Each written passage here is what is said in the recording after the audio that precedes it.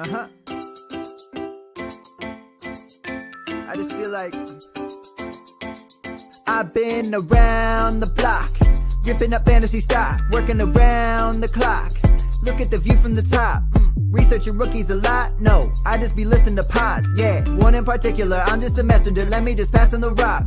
Browning, brunning, pruning, pronouncing ain't what he's doing. What he's doing is not losing, but infusing you with new things. And there's Dennis the Bennett, yeah. The man is a menace, yeah. Building a dynasty, some of the finest things. Promise you, you won't regret it. Sly as a fox, cultured in pop. Give him his props. Here is a thought, here is a box. And you cannot compare them at all, so don't even try. Careful with the news, but when you use a take, I take up Tony Fire. I mean Dyer, because anyone else is a huge mistake. Whoa, fantasy roundtable, fantasy roundtable, yeah. Fantasy roundtable, come take a look at the crown, baby. Hey, fantasy roundtable, fantasy roundtable, woo. Fantasy roundtable, come take a look at the crown, baby. Go.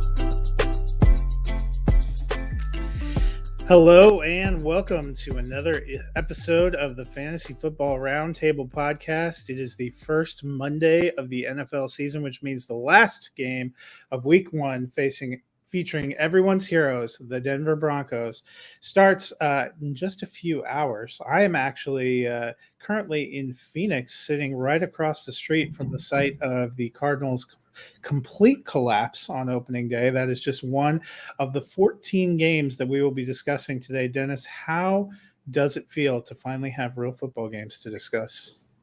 Man, let me tell you something. It is good. G-U-D, good. I thoroughly enjoyed my day yesterday. You know, I hopped on with the Better Sports Network about 2:45. I had my TV up. I finally installed a TV in my studio so I can see it. I had it on the mix channel. I had 8 games going at once. And I need to petition the NFL Network to not have more than 8 games on at any given time, because there were 9 games. On the other mix channel, it was just the Patriots and the Dolphins. And so I did not see hardly any of the Patriots and Dolphins other than flashing red zone and highlights on the other 8 games. But man, it was pretty glorious. I hung my little Kiss figurines up in my studio over here, got my dry erase board, my TV. My wife is going to be so mad this fall. She's never going to see me. It's going to be, I'm going to have to make up for it in the spring. Well, fortunately for me, it worked out. My wife had a spa day yesterday, so I got to sit up here and watch some games. And I actually had the enjoyment of kind of sitting here on the top floor of my hotel, where I'm here for an IT conference, watching all the Cardinals fans file out in the middle of the third quarter when it got to be 37-7. This entire hotel was almost all Chiefs fans, so I was wearing my Bronco shirt when I came in yesterday, but last night when we went out to dinner, I wisely switched to just a straight red polo. I wasn't looking to die last night. But Chiefs fans aren't like that. I don't know, man. I don't know. But the first game we'll look at, we're going to power through the slate and look at what we learned in Week 1. The first game, a lot closer than any of us thought. The New Orleans Saints headed into Atlanta to battle the Falcons. I thought it was going to be an easy win. It was anything but easy, but the Saints do pull out a 27-26 squeaker over the Falcons. The big part of the first half of that game was Taysom Hill, the running back. He had 81 yards on 4 carries total, including the first touchdown of the game, a pretty sweet 11-yard scamper. Jameis Winston really struggled in the first half, so that kind of kept him in. Winston a little bit better late. Dennis, are you buying into Taysom Hill having weekly fantasy value? So I'm just going to throw it out there. I am not rational about Taysom Hill. I am on the other end of the spectrum from you and your boy. I don't feel like I think he's typically going to he's a touchdown dependent 3 rush attempt guy. He just happened to bust off an 80-yarder yesterday, and then he got the touchdown. I don't think so. But again, I'm not rational. You might have another version of this reality that you know, I might be in the upside down. You might be in the upside down. I don't know. I've never been a Hill fan, so. I might surprise you. I had interest when he was starting quarterback because I think you could guarantee touches. But in his current role, I'm with you. It was a fluke. He had a 57-yard scamper and then an 11-yard touchdown. That was 68 of his yards. He'll probably get a couple chances a game. There is a chance he breaks one off. Are you going to feel good about that? No, you're not. The other one that broke out for the Saints yesterday that I might start feeling good about is Michael Thomas. He didn't do anything in the first half. Kind of came alive in the second half as Jameis Winston got it going. Ends up catching 2 touchdowns, 5 catches, 57 yards.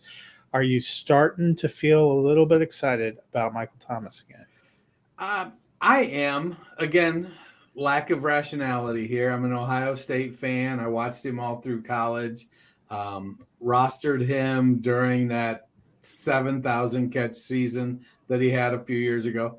Now, I like Michael Thomas and what he does. And, he was very dominant in the red zone. And I feel he's got good size. He's 6'3", he's 210. He's not fast. He gets separation with his physicality, and he's got exceptional hands. So I think if you expect him to play a certain type of game, a separation game, a speed game, I think you're going to get disillusioned with what he brings to the table. But if I can get 5 for 60 most weeks with a touchdown or two every, I think 10 or 12 touchdowns on the year is probably within the range of outcomes for him pretty comfortably. So I like the volume he got. The Falcons focused on Thomas, and it freed up the deep threat Jarvis Landry. Yeah, 8 targets for Thomas, 9 for Landry. You got to feel good about the volume. Both of them look good. We hope that continues. On the flip side, the Saints, the Saints defense had a hard time stopping the Falcons on the ground. Got 120 from Cordero Patterson, 72 from Mariota, 192 from those guys combined. But the passing game was a little bit of a different story. Drake London did okay in his first NFL game. He saw 7 targets, caught 5 for 74. Kyle Pitts only 2 for 19 on 7 targets. Is this a product of the Saints defense, or are you a little bit worried about the volume in the passing game? I'm not worried about the volume because the volume was there. It's just, it didn't convert, and you're going to have days like that. And we're going to talk about that when we get onto game towards the end of this slate as well. Some days the quarterback's throwing it to you and you're just not converting, and that's the way it goes.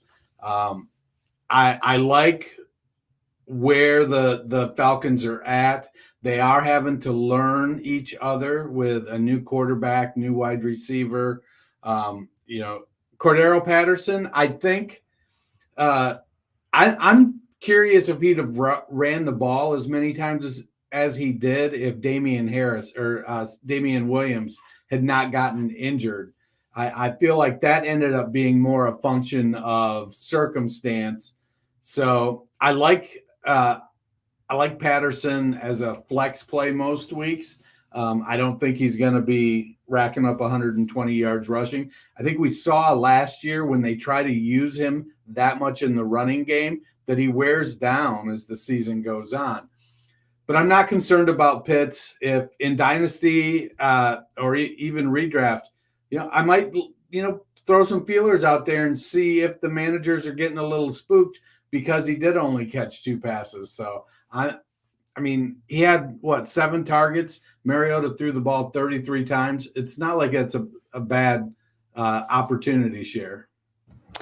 Yeah, I agree. And plus a tough secondary for New Orleans. The only good news about potentially a Damian Williams injury is all those Tyler Algier stands may actually get to see him touch. Yes, we may. Yes, we may. The next game, I called this upset. The Chicago Bears winning 19-10 over the San Francisco 49ers. I wasn't a huge believer in Trey Lance going in, and he struggled. A lot of growing pains here, even against a medium Chicago defense. It was a rainy day. Lance, 13 of 28, 164 yards, and an interception. Did have 13 carries for 54 yards. Bad news here. Elijah Mitchell is going to be out for a couple of months. Are you worried about Trey Lance? Are you worried about the potential pressure with Jimmy G right behind him? I'm not necessarily worried about Lance. He started 3 games, all right? And this third game was in some pretty shitty conditions. I mean, it was waterlogged. It was playing in it was not great field conditions. He lost his tight end Kittle to an early injury, so Kittle wasn't playing. And then Mitchell got injured. So there were some extenuating circumstances. I'm not out on him, but I think I like Fields a little bit more at this point. I'm willing to hold if we're playing poker and I've got Lance in my hand, I'm holding. I'm going to stay right now. I think he's going to be just fine. But it wasn't like he was, given the best of circumstances and then fell flat on his face. He had some stuff to deal with. Yeah, there were always going to be some growing pains, so hopefully he will continue to get a little bit better. I do worry a little bit about the pressure. They don't have the easiest schedule. If they struggle out of the gate, is there going to be pressure to turn to Jimmy G, and how does this front office feel? It's earlier in the summer, it seemed like they were very committed. Them making this special deal to keep Jimmy kind of makes you feel like they're hedging a little bit. I'll be curious to see how that plays out. If there is one silver lining, none of the teams in the NFC West that have played so far this week looked very good. On the flip side, the Chicago Bears, you mentioned Justin Fields, had a tough start, but kind of rallied and got his team going in the second half. They made the most of their opportunities. One of the interesting things to come out of this game is David Montgomery led in carries with 17, but only got 26 yards, struggled mightily. Khalil Herbert gets 9 carries, gets 45 yards, gets a touchdown, caught a couple of passes as well. Are you buying into there maybe being a split this year with the new coaching staff? I think that was always something that was on the table. Herbert showed last year that he could carry the load when Montgomery missed time. Herbert put up decent numbers. There's been rumblings all training camp that Herbert actually fits the offense better than Montgomery with his skill set. I think that Montgomery has never been known for his efficiency. He's always been he produces on volume. He's a guy that turns a 3-yard carry into a 6-yard carry, not a guy that turns a 2-yard carry into a 27-yard carry. And that's just sort of what Montgomery brings to the table. He's a good pass blocker. He's a decent receiver, and he's going to make the plays he's supposed to make. However, yesterday, kind of dealing with that weather, their offensive line isn't great. I didn't expect there to be any real, anything new from Montgomery. He was just going to play what he was. I didn't expect there to be a high rush average, him to be super productive. With that weather, I didn't expect a lot of people to be super productive, to be honest. So what Herbert has to do is, when given the opportunity, produce. And I think that he showed last year that he can, and then that will put pressure on Montgomery. It isn't anything other than that, because the coaches want to win, so they're going to put players there they feel are safe and productive out there. So the safety of Montgomery may get him some more opportunities, but the production of Herbert is what's going to get him some opportunities. Yeah, I think the writing was a little bit on the wall for Montgomery when they declined that 5th year, or with him coming into a contract year and being no rumblings of him getting picked up. All of the top 3 running backs in that class all seemingly going to be looking for new teams at the end of the season, although maybe not Sanders when we get to him. But Herbert, I think, is a guy that should be rostered in all leagues. The next game, one of the more surprising results, the Pittsburgh Steelers winning 23-20 in Cincinnati. In the time that it took me to recount that score, Joe Burrow turned the ball over again. but we will get to him in a minute. First, for Pittsburgh, Najee Harris left, got a little bit banged up, but I want to focus on what happened during the game. 10 carries, 23 yards. Looked like he's struggling to get going. That offensive line, they worked on it a little bit. Didn't look like great improvements. Should we be concerned about Pittsburgh's run game? I think we should be concerned about their running game just because they need help on their offensive line, and they didn't do a lot to address that. I like Harris. I think he's a good talent, but he came in, he'd been playing with a foot injury throughout preseason. Now he looks like he's going to be banged up with an ankle injury. I think there's an opportunity for Jaylen Warren to get some more snaps. If, much like Herbert, he can produce when he gets in there. But we know what Harris brings to the table.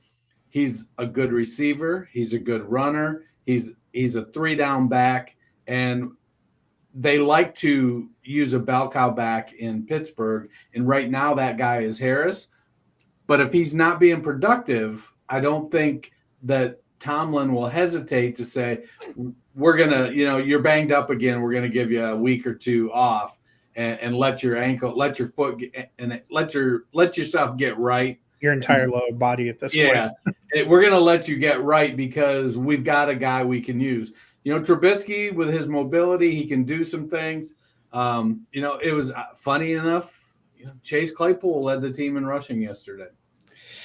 And on the flip side, the Bengals, you can only characterize it as sloppy. 5 turnovers from Burrow through 4 interceptions. A lot of them were kind of ugly interceptions. Had a fumble that really could have been considered an interception the way it got knocked up. They invested a lot of money in the offensive line, surrendered 7 sacks yesterday. He looked like he was almost constantly under pressure. Is this just a little bit of a Super Bowl hangover and rust, or is it cause for concern in Cincinnati? Well, I think – it was a great play by Watt on that interception.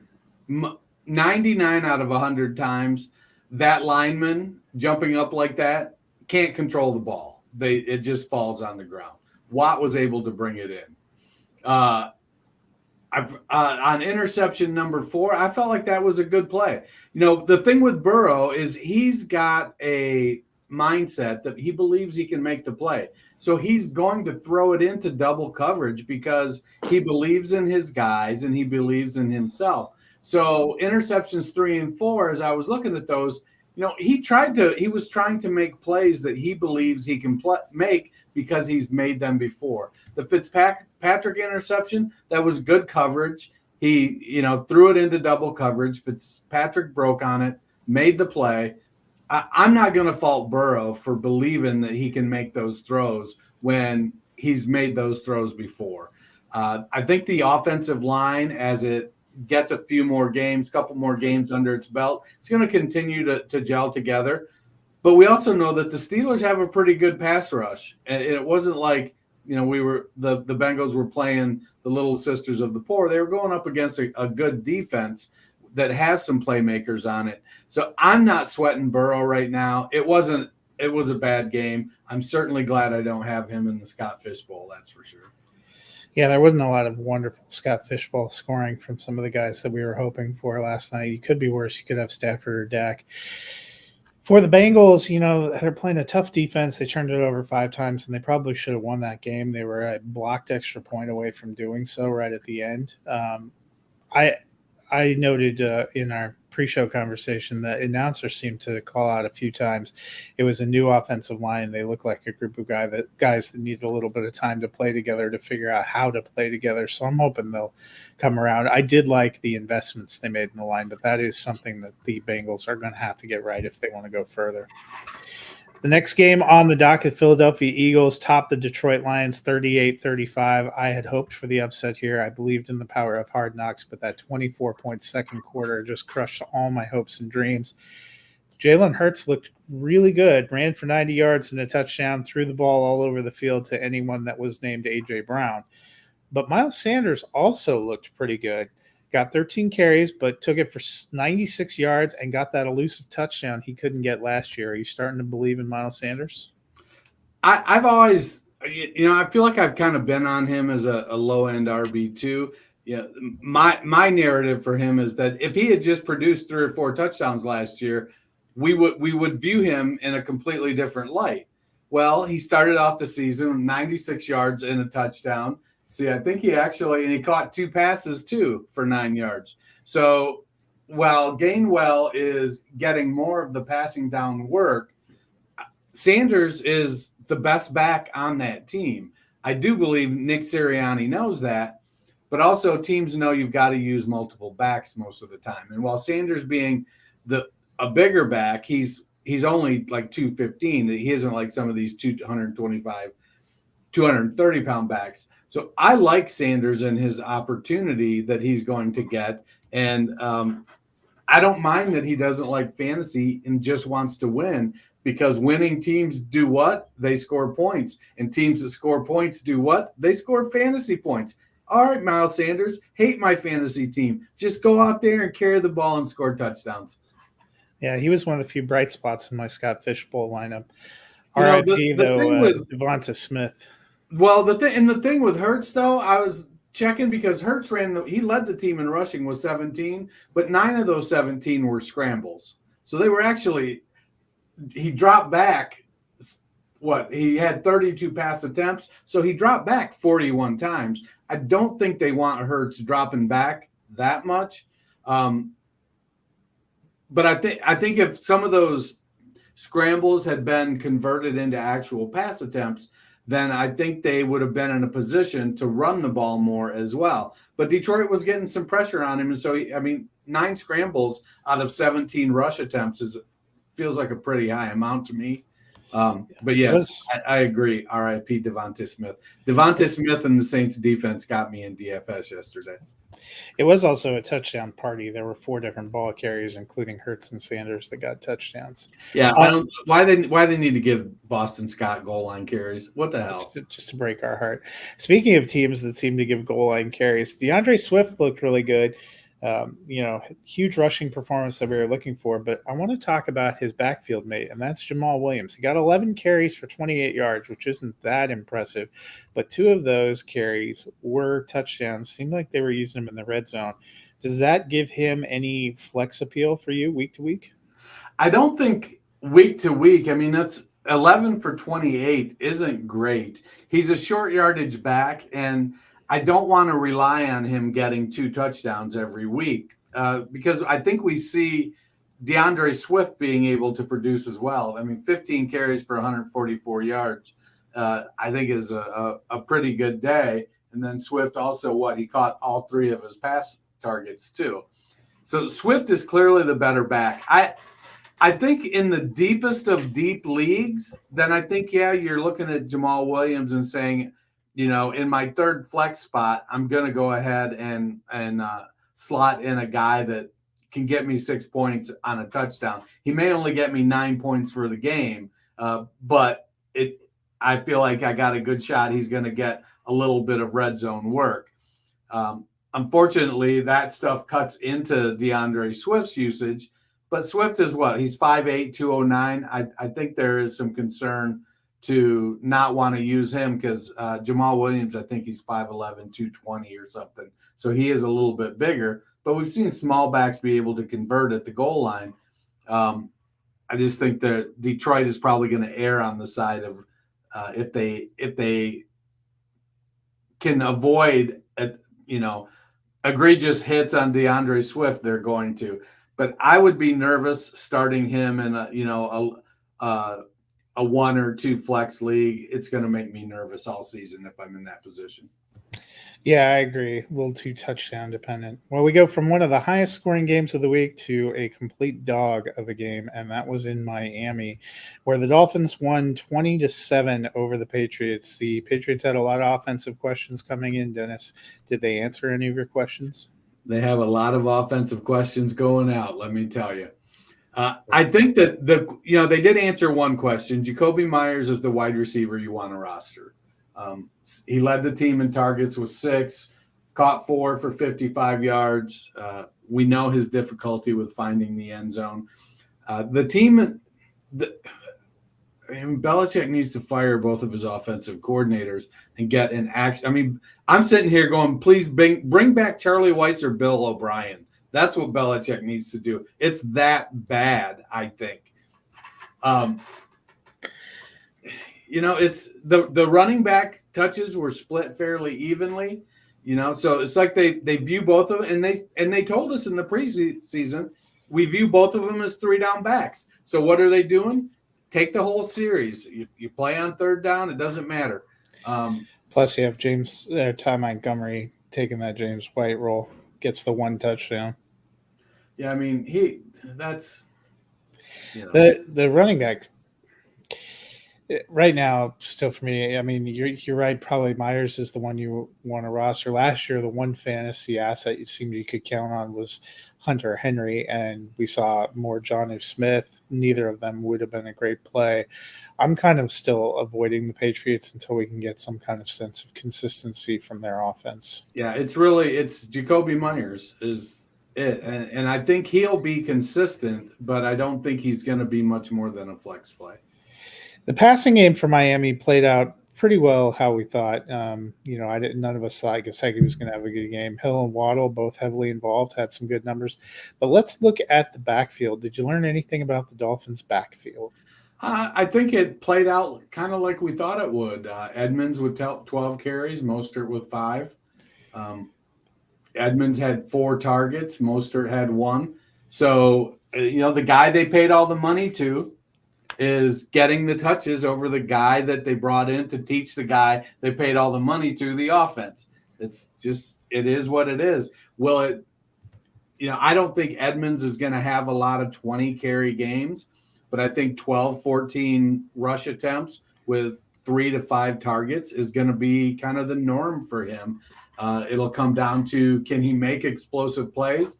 You don't want to see somebody getting 12 carries and putting up 25 yards, but we also know that New England has a pretty stout run defense, so we'll take what we can get. Edmonds had caught 4 passes for 40 yards, so that's not anything to sneeze at. That's okay. So then I think Edmonds is the guy you want. Mostert's the guy you handcuff, and then if something goes haywire, then all of a sudden we'll see Myles Gaskin come in and rush for 100 yards. Myles Gaskin. Yeah, I think Chase Edmonds probably a flex. I'm still not incredibly high on the Dolphins running game until we see a little more. Another game that was a little bit confusing and quite slow for a while was the Baltimore Ravens and the New York Jets. The Ravens end up winning 24-9. They ended up exploding for points late. It was 3-0 for most of the first half, and then they put on a touchdown, ended up being 10-3. They got 14 points, the Ravens did, in the third quarter to kind of put it away. A big part of their attack was Devin Duvernay, who saw 4 targets, caught all 4 for 54 yards and 2 of the touchdowns. Dennis, are you buying into Duvernay? I mean, not really. Jeff, I was listening to Jeff Manns on Sirius XM today, and he's a big proponent of Duvernay. His thesis is that the Ravens throw inside the hash marks, and that's Duvernay in the slot and Mark Andrews at the tight end. Well, Bateman had more targets than Duvernay. Duvernay just converted his. I don't know if that's, I didn't watch a lot of the game, so I don't know if it was if Bateman's were uncatchable, if the coverage was better, or it was just that on particular plays Duvernay was open. But Duvernay made plays, and that's all you can ask of him. I think we said in the preseason we knew he was going to be the wide receiver 2. We just don't want to have to rely on starting the wide receiver 2 in the Baltimore offense. Bateman is a better wide receiver. I think Bateman will get plenty of opportunities, and he will convert those opportunities. I mean, he had 5 targets, and he actually had more yards than Duvernay. So yeah, he had a big 55-yard bomb late in the game. And he had a touchdown as well. So I'm still prioritizing receiving options in Baltimore is Andrews, Bateman, and then Duvernay. Yeah, I think that's right. But Duvernay, I do feel better about him seeming to be the kind of number 2 receiver and somebody in the deeper league that maybe you are willing to take a flex shot on. Yeah. On the flip side, for the Jets, we started getting rumblings that Michael Carter wasn't as subservient to dynasty number 1 pick, consensus number 1 pick, Breece Hall, as we had all thought. And we saw that play out in the game. Carter had 10 carries for 60 yards, ended up catching 7 passes for 40 yards on 9 targets. But Breece Hall was there too. 6 carries, 23 yards, caught 6 passes for 38 yards on a team high 10 targets. Are they both going to be good plays, or is this just going to be frustrating? I think they're going to be okay plays, and it's going to be frustrating. But I'm probably more concerned with what we can really expect from the offense, in 4 weeks when Zach Wilson comes back, because I don't know how many of those 19 targets to Hall and Carter were not just checkdowns. How much, if 80% of those were checkdowns, is that just because of Joe Flacco? Or, can we expect Zach Wilson to, being young and dumb, to try to make plays that aren't going to warrant that type of targets to the running backs? I think they're both going to have a role, but I think as we move forward, Hall is going to take over. It may not be next week, and it may not be 2 weeks from now, but Hall will become the primary ball carrier. And I suspect that we're looking at a 2021 Denver split. Yeah, I mean, I think that would make some sense. I like Hall's talent, but Carter isn't going away, and I think they like Carter and they like his heart.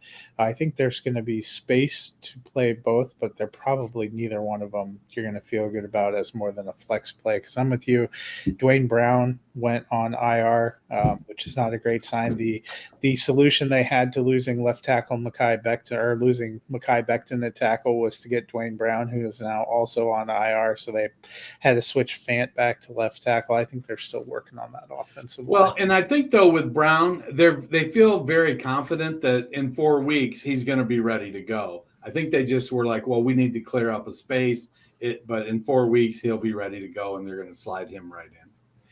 Our next game, the Washington Commanders hold on 28-22 over the Jacksonville Jaguars, but the Jaguars actually played pretty well. Big offseason signing was Christian Kirk, got a huge, massive deal to kind of boost the Jacksonville passing game. Trevor Lawrence looked a little better, 275 yards, touchdown, interception. But Christian Kirk, 12 targets, 6 catches, 117 yards. Do you like what you see? I do. I mean, they're using him like they paid him to be used. They gave him money. They said, we're going to throw you the ball. We need you to do stuff with it. He put up 117 yards.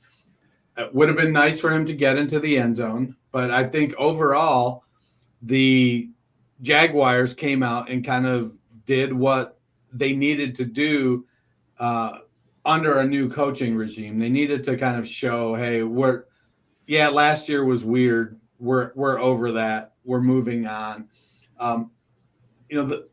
Where they invested outside of Kirk in the receiving game, I think we can question it. But after the year they had last year, players were rightfully skeptical about going to Jacksonville. They had to overpay to get Kirk, who's probably best suited as a number 2. But now he's being paid to be a number 1. And I think as Peterson kind of settles this team down over the course of this year, I think next year they bring in an alpha wide receiver. I don't know if it's a rookie. I don't know if it's a veteran that'll be out there, but I think they'll bring in an alpha wide receiver to go with Christian Kirk and with the other fantasy assets they have. Yeah, I thought it was a big step forward for the Jaguars offense, and I liked what Kirk did. I think he's a solid weekly start. there in Jacksonville. On the flip side, we didn't know what to make of the other receivers not named Terry McLaurin in Washington. Well, we got our answer. Curtis Samuel looking very much like he did a couple of years ago. He had a couple carries, led the team in targets with 11 catches, 8 passes, 55 yards, and a touchdown. Rookie Jahan Dotson gets 5 targets, catches 3 of them for 40 yards and 2 touchdowns. Are you buying into Washington's other receivers and the seemingly air raid offense that Carson Wentz is now running there? That's a weird offense. I don't know if they played it like that because they felt that's what they could get away with versus Jacksonville. But it was, we've seen Curtis Samuel be good in the past. We just haven't seen him be healthy a lot. And I would not expect Samuel to out-target Terry McLaurin 11-4 on a regular basis. And Dotson, he made a couple really, really good plays. I think it's a situation where they've got a new quarterback, a rookie receiver, a guy coming off an injury, an established receiver, and they're just trying to shake it out and see, how consistent can they be? What's going to happen with them? McLaurin's the guy I want, but I do think that Dotson and Samuel can provide some flex appeal, especially if the offense starts clicking. If they can be balanced, Gibson ran 14 times for 58 yards. Samuel put up over 4 yards per carry. McKissick rushed the ball 8 times, went 6. So if they can be balanced, I think that the opportunity is going to be there for this offense to score some points. Yeah, I think I was just a year too early on Curtis Samuel, who was my pick for fantasy MVP last year. This is what I thought he could potentially do going over there. Maybe I was just a year too early. His legs weren't yet ready. We got a quick question I'll ask you. Given the news, obviously with Dak now out for 8 weeks, would you trade Cd-Lam and DJ Chark for Keenan Allen, who himself is dealing with an injury? And I'm going to go ahead and say that for me, there's too many unknowns. I probably would not. Well, I'm definitely not if it's dynasty. And if it's redraft, I'm still definitely not. I like the combination of Lamb and Chark. I think they're both going to be productive. I'm not worried. It's going to be – Lamb is still the wide receiver 1 there. Are we not drafting DK Metcalf because Geno Smith is the quarterback? No, we're drafting DK Metcalf. Not everyone is, I will note. But with Lamb, we've already made the investment. Don't sell low. And I think if you're selling Lamb and Chark to get Keenan Allen with a hamstring injury, you're selling low. On our next game, the Cleveland Browns holding on 26-24 over the Carolina Panthers. Jacoby Brissett was not terrible, seemed to only have eyes for Donovan Peoples-Jones at times, but one guy that did have a good game was Kareem Hunt, who got 11 carries for 46 yards, got a touchdown on the ground despite the fact that Nick Chubb was just killing it, 22 carries, 141 yards when they gave him the ball.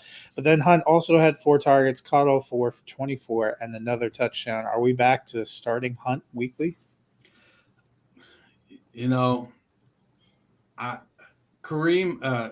Nick Chubb, he could have had 200 yards rushing in this game. They'll never allow it.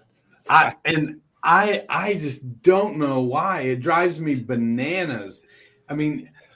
It's like they're using Chubb like they used Miles Sanders last year. Well, we're going to run you in this inside the 20s, but when we get inside the 20s, we're going to bring in this other guy. This is not as good. He's all right, but I like Kareem Hunt. We've seen him be a really great fantasy asset.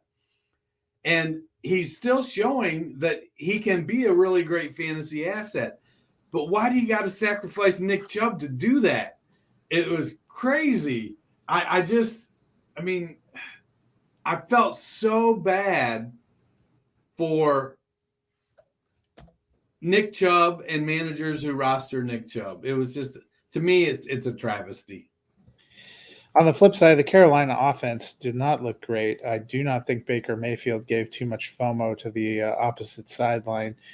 His big proclamations about his revenge game didn't quite pan out. But one guy who did have a decent game, 8 targets for Robbie Anderson. He caught 5 of them for 102 yards and a touchdown. Those numbers are goosed up a little bit by a 75-yard bomb. But are we starting to believe Robbie had a great first year in Carolina, a real rough year last year? Could he have another good year this year? I mean, how are you defining good? Like wide receiver 40? I mean, like you wouldn't cry if you had to start him. I mean, I think he's a this game aside, I think he's a flex play. So if you have to start 2 wide receivers, unless there's 6 buys or you're decimated by injuries, you're probably not going to put Anderson in your wide receiver spot. He's a flex play. He had a great game, but I don't think I think it's DJ Moore. That's who's going to kind of lead the way. And Moore had what? Moore had six targets, caught 3 for 43 yards. I like Anderson as a flex, but he's a wide receiver 3-4 probably at best. Yeah, I'm still not even super confident playing him in the flex. He feels like a boom bust guy. On to a game that probably took years off of our friend Tony's life. The Colts managed a 20-20 tie with the Texans. That's right. Opening day gave us our first tie of the season. Yay. This is the second year, it seems like, in a row where the Colts have entered with some massive expectations and not gotten off to a great start. The game probably wasn't even this close. They were getting blown out until a 17-point fourth quarter to rally to even tie the game. Should we be worried about the Colts? Well, Frank Reich can sometimes suffer from the old smartest guy in the room syndrome, and then he outsmarts himself. I mean, Jonathan Taylor, 31 for 161 and a touchdown. Michael Pittman, 9 of 13 for 121 and a touchdown. I feel like the offense should have been more productive when it comes to points when you've got your top 2 guys putting up those kind of numbers. So, to me, the Texans are a scrappy team. They showed that last year when they were playing for Caldwell, and a lot of those same guys are there, and they're they get to hear how bad people think they are, and I think they're developing a fairly strong culture of work hard and everything else is going to take care of itself. Rex Burkhead is a perfect kind of guy like that. Brandon Cooks is a perfect guy like that. Davis Mills outperformed most of the rookie quarterbacks last year, being a late round pick. He just went in, put his head down, and when he was called on, he took care of business. So they are creating some opportunities to put up fantasy numbers, and I think their defense probably surprised the Colts. Is it a bad sign? Not for fantasy if they're going to put up those kinds of numbers. I mean, you'd like to see a couple more touchdowns out of Matt Ryan as a fantasy manager. But if I'm getting 161 yards and a touchdown out of my RB1 and 121 and 9 catches and a touchdown out of my wide receiver 1, I'm pretty happy with that for fantasy. Yeah, I mean, from fantasy and even from a game scripting, we've often complained that they use Jonathan Taylor the way the Browns use Nick Chubb, but that wasn't the case yesterday. He got 31 carries. I think Hines had 3 carries. I mean, he was the featured guy. He was banging it out there. I do think it's concerning for those that think that they're a potential playoff team or can make a run. We've seen the last couple of years they struggle with these, what should be winnable games in the division. It was last year not being able to beat Jacksonville kept them out of the playoffs entirely, despite some of the better wins that they had. So I think it is something to watch, a curiosity. On the flip side, for the Texans, there was a lot of buzz for Damon Pierce. Breaking news, Kenneth Walker officially inactive. He was supposed to be inactive. Yeah. They've been talking about. Elijah Mitchell going on IR as well. God. It's always great to have played 1 week of fantasy and have to go back to the drawing board on like half your teams because of all the people out. Texans, Damon Pierce, a lot of buzz on him going in. He got out carried and out targeted by Rex Burkhead. Seemed like he may not have quite the bell cow role people were hoping. What did you think of Pierce? I think it's just a matter of time. It's he's a more talented back, but Lovie Smith is defer to my veteran kind of guy coach. He's one of those old school coaches, and I don't think he was, pulling our chain when he talked about how good he felt Pierce was. I think if he was kind of toying with the fantasy community, I think he would have kept Mack and Freeman in more prominent roles. He didn't. It's Pierce and it's Burkhead, and they're going to have fairly defined roles. And as they go, but Pierce is going to have to earn some of that. He is a rookie, and he's going to have to earn some of those snaps that Burkhead gets by doing the things he's supposed to, protecting his quarterback, picking up running the right route on the right play, doing the right thing. And so as this season continues to go on, I think we see Pierce creep up more and more and more. I just, to me, I'm not necessarily worried about a couple of these games. I didn't have notes for some reason, but I'm not worried about Pierce at this point. This is where you go, well, let me go see if I can make a deal and add him, for depth at a cheap price. Yeah, and a lot of people compared him to this year's Michael Carter, and I think forget that Michael Carter didn't start out going gangbusters right away. He kind of worked his way into it, and I think that's going to be some of it with Pierce.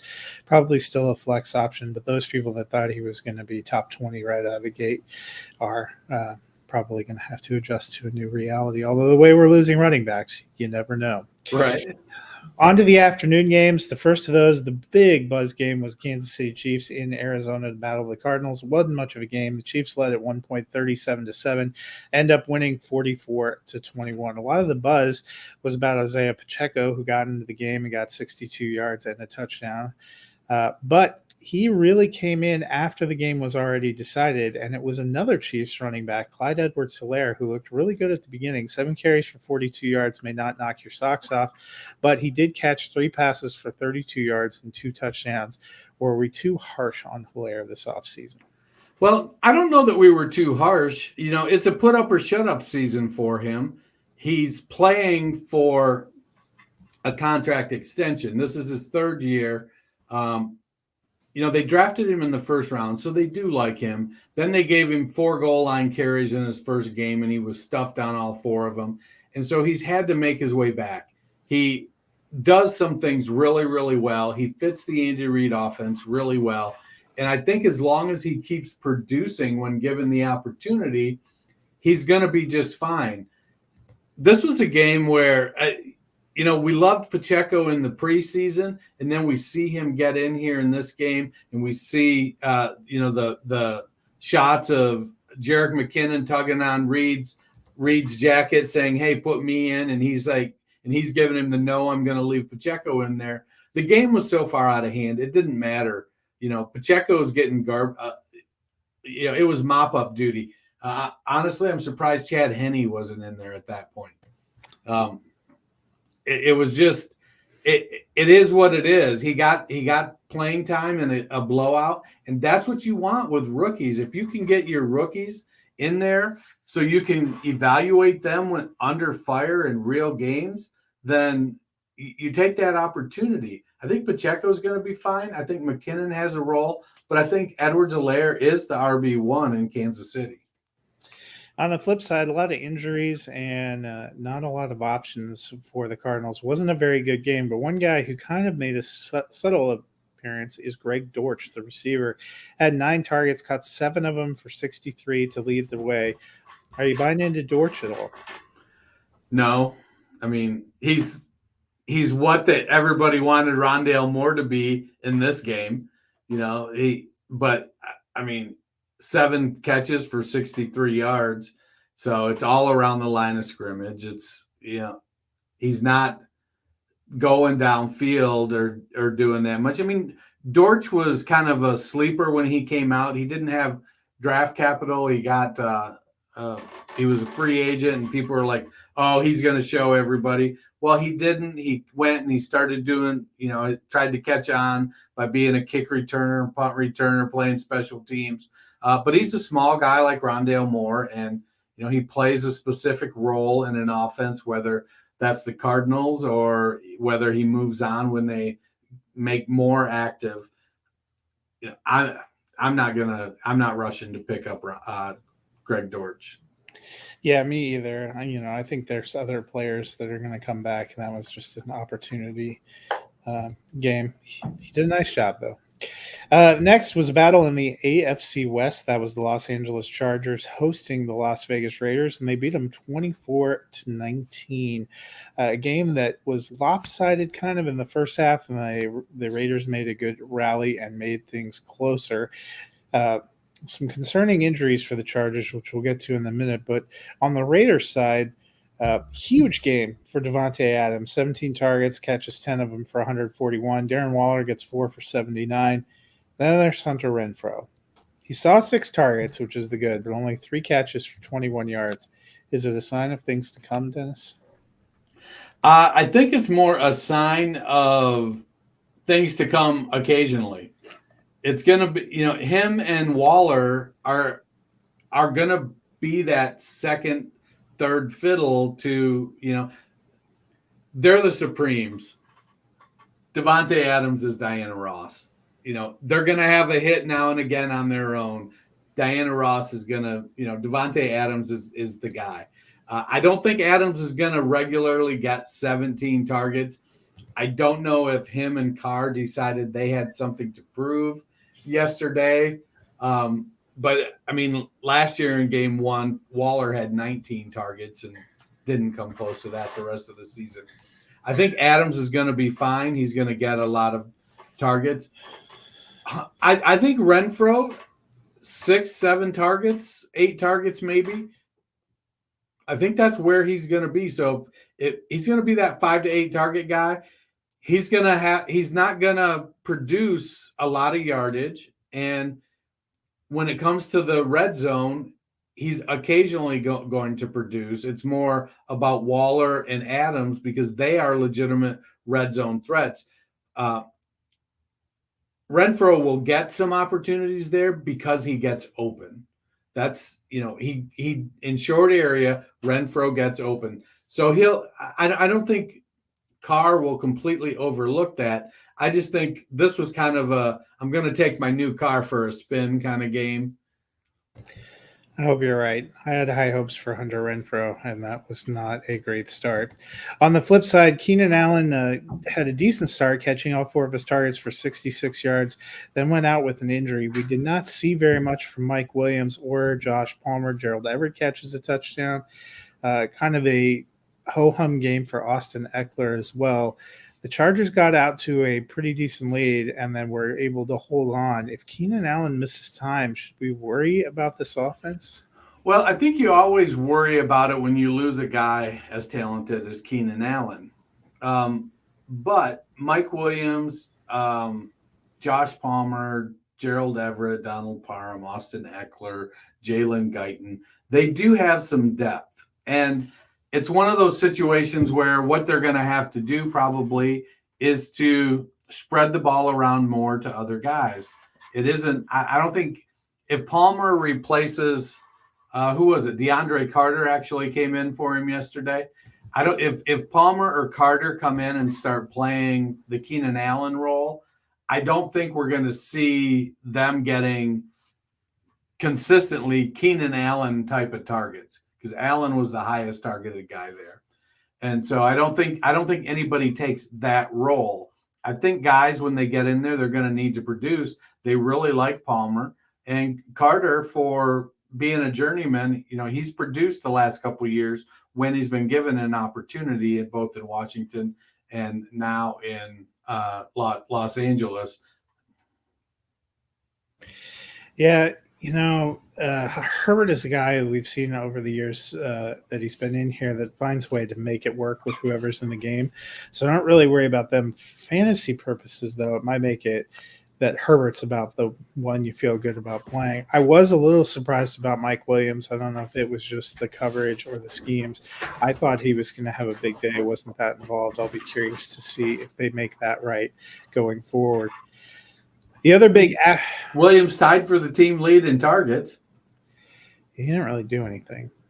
I mean, he tied with 7 other guys. I mean, all of them had 4.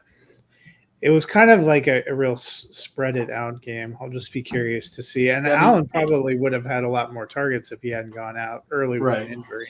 Yeah. I mean, Herbert's a throw it to the open guy kind of guy. The other big divisional battle in the afternoon was the Green Bay Packers at the Minnesota Vikings. Did not go Aaron Rodgers' way. The Vikings win this pretty handily, 23-7. The Packers never really seemed to be in it. Their offense pretty flat in general. This is the second consecutive opening day that they've come out and kind of laid down for an opponent. Last year got clocked by the New Orleans Saints. Should we be concerned, though, Dennis? I don't think I'm concerned yet. I don't have high hopes for their wide receiver group. Man, Christian Watson did his best MVS impression, though. That was classic. I mean, all he needed to do was be wearing number 83. I think their running game was good. But I think they felt like they were in a position where they couldn't lean on it and get as much production out of it. I mean, Jones had almost 10 yards per carry. Dillon had 4.5 yards. I know, but they only gave Jones 5 carries. I know. And then they gave Dillon 6 targets. He led the team in targets. So it's a weird situation. What Jones had 5 targets. So it was very running back centric as far as the offense was going. But they need somebody to step up and have Rodgers' confidence, and I don't think they're going to get that until Lazard comes back. And as much as I know we kind of like to bang on Lazard because he's been in the league for 16 years now and never been a wide receiver 1. Well, now is the time. I mean, he's going to get his shot. Rodgers is like, hey, he's been here. He's done everything we've asked him for the last 5 years. He's always produced when we needed him to. Well, they need him now, and he's going to need to, hopefully that being the number 1 blocking wide receiver in the NFL translates to catches.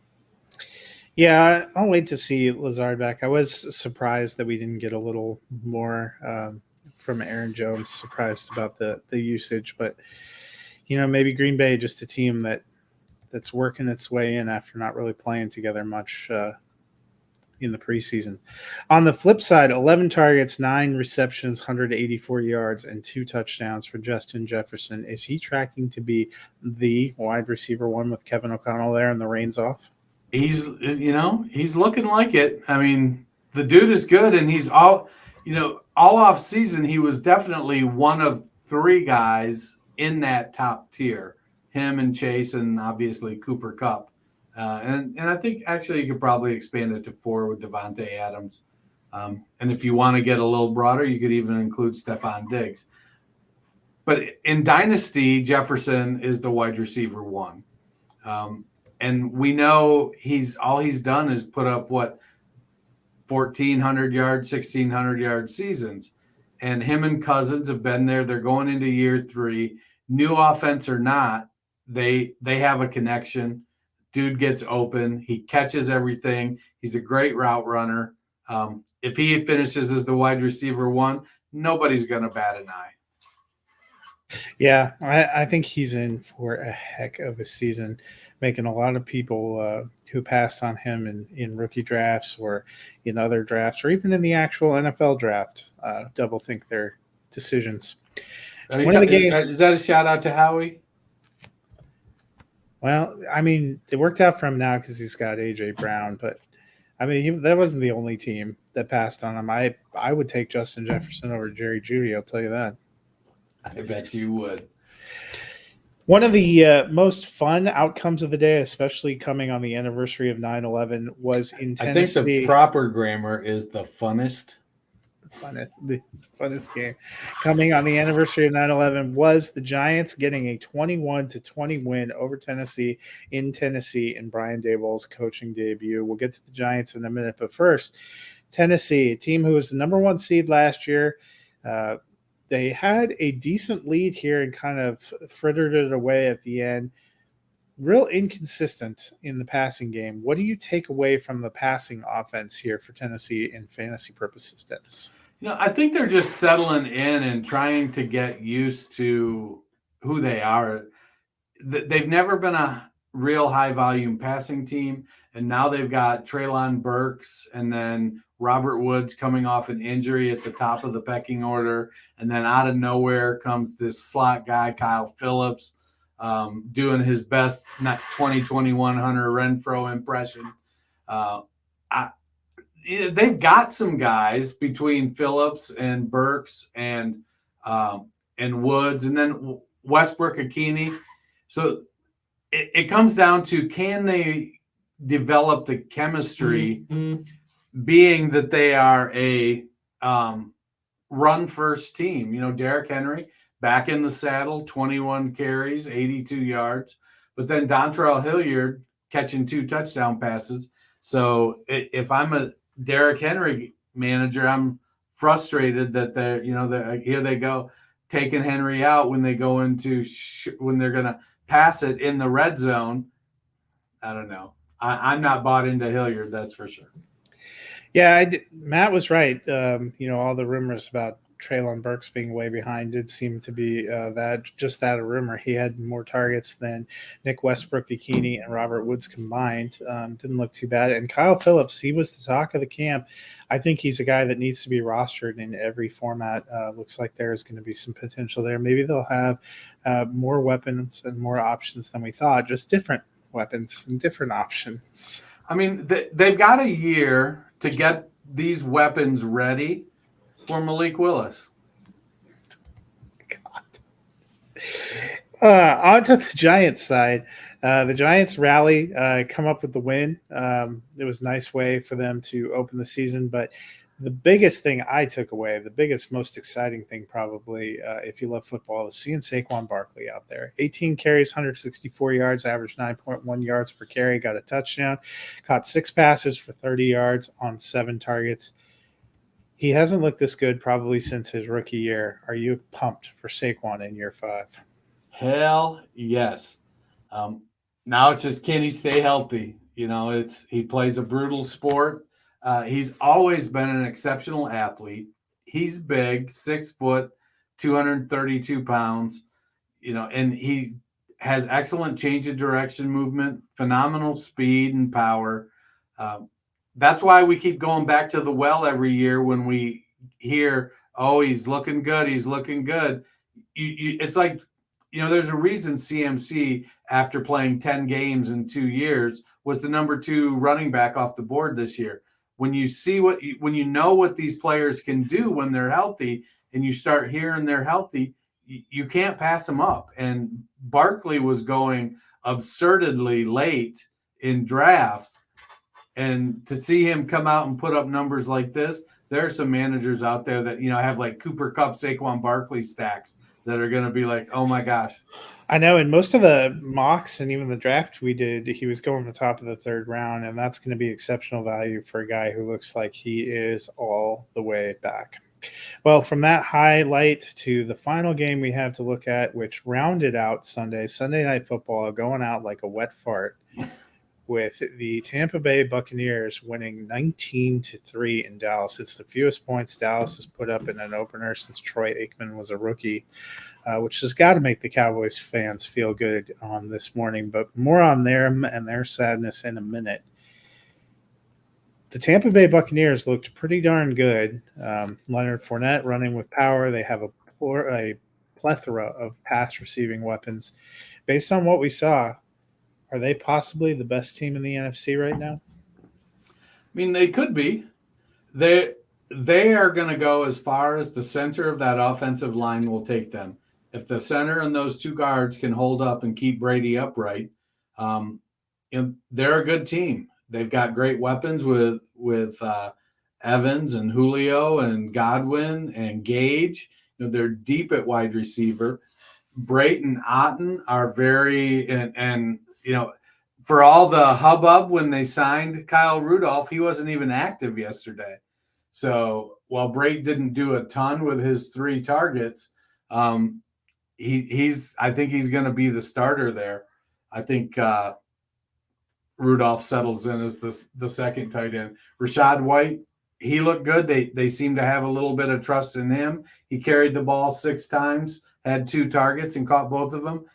But Lenny Fournette looked great, and I don't know that you really, even if Godwin misses a game or 2 with his hamstring, Julio did the kiss Tom Brady's kids on the mouth treatment over the summer, and he sucked their souls out, and now he's looking like great, powerful, and fast again. I don't know if that's what the treatment is, but it sure seems like it could be. Gage looks good. I mean, they've got weapons, and I think that things aren't quite as bleak for Dallas as this score would indicate. But I think that Tampa is in a decent spot with their offense. They've got some good players. Well, speaking of Dallas, they have some offensive line issues. And then, of course, Dak gets hit on the throwing hand. Damage to his right thumb will require surgery. He will be out at least 6 to 8 weeks, which is not what the Cowboys wanted to hear after this performance. Cd-Lam, 11 targets, only manages 2 catches for 29 yards. What are we thinking about this offense now as they go into an extended time of Cooper Rush? Well, the running game, despite the offense, was productive. They just didn't run it. The defense played great. The Buccaneers had 4 drives that they got down and couldn't convert into touchdowns. The defense held them. And I think that's a really good sign for Dallas. I haven't looked ahead at their schedule to see if in the next 6 to 8 games, how many of them the defense might be able to carry them. Cd-Lam, he's going to get the volume. Here, I'll give you their so they're home against the Bengals, then at the Giants, home for the Commanders, at the Rams, at the Eagles, home for the Lions, home for the Bears, then at the Packers. So they play a bulk of their home schedule early. So it sounds to me like the opportunity is there to go 4-4. And I think if they do that, they come out of Dak being gone for 8 weeks with a 4-5 record. There's a reason Cooper Rush is a backup. They're probably, I saw some talk, they should go get Jimmy G. Why? I mean, I don't actually, that was real popular, but I believe when Jimmy G redid his contract, he has a no trade clause. Correct. But, they can waive the no trade clause. He could waive it if he wanted correct. to. Why would he want to? Correct. So, if they come out of this at, 4-5, 3-6, they will have the opportunity to make a run to get to the playoffs. Cd-Lam is going to be fine. Their biggest opportunities are somebody has to step up at wide receiver to help take the pressure off of Lamb and to take the pressure off of Cooper Rush. We could be looking at a very, very heavy Dalton Schultz period coming up over these next 6 to 8 weeks.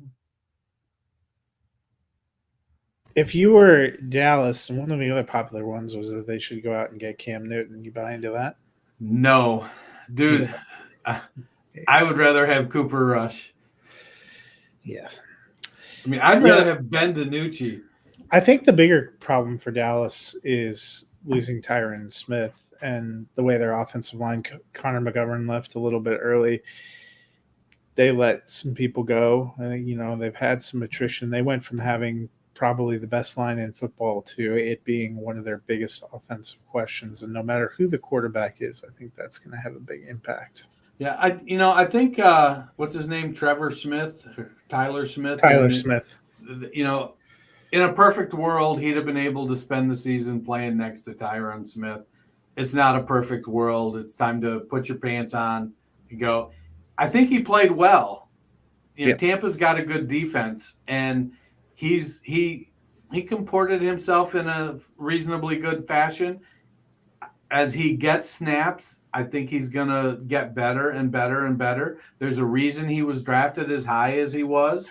That's not to say that high picks don't bust, but I think the way he played, there's definitely hope at the left tackle position for the Cowboys.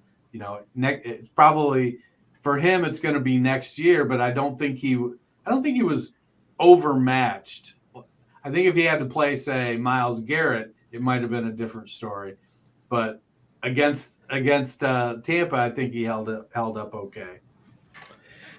Well, that's going to do it for us today. That is a wrap on the first Sunday of the NFL season. Tonight, in about 30 minutes, you'll get the chance to see the Denver Broncos go out and pound the Seattle Seahawks into submission, because I'm not going to accept that there's any other possibility. Hopefully you will enjoy that one on Wednesday. Matt and I will be back. We'll be giving you our top 12 at each position. We'll be looking at the highlights of the Monday Night Football game, and we will be previewing the Thursday night game, the first game on Amazon, which is a pretty darn good one, as the Chargers will take on the Chiefs, and both of them coming off of big wins on a short week. But that will wrap it up for today. Dennis, what should the people do? Go to your favorite podcast platform and subscribe. Hey, I added a twist. And then rate and review. Give us, boost us up, get us moving back up the charts.